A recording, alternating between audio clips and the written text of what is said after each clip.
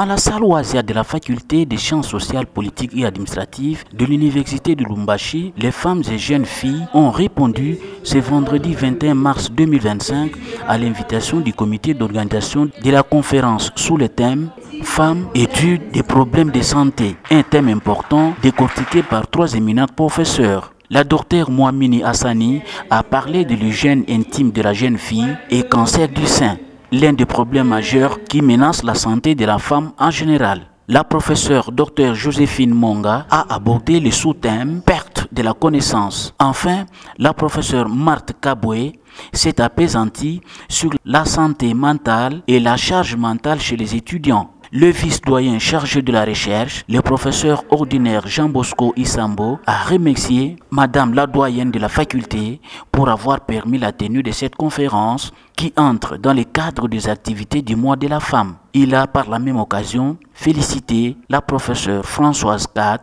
l'initiatrice de cette conférence. Étant un message considérable à une prédication,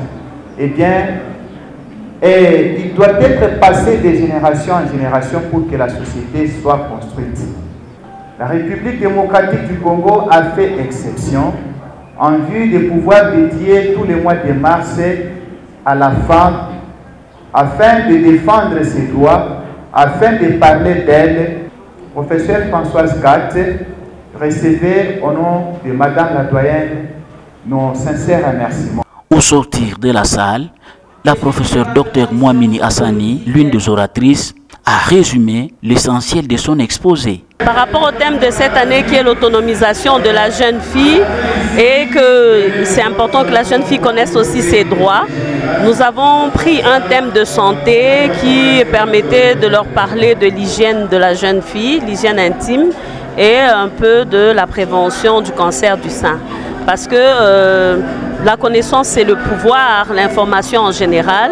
Si une fille est informée et qu'elle sait ce qu'il faut faire pour avoir une bonne hygiène intime, ça va l'aider pour éviter les infections et pour être une bonne éducatrice par la suite. Le cancer du sein est une pathologie qui a des très bons taux de résolution si c'est dépisté à temps.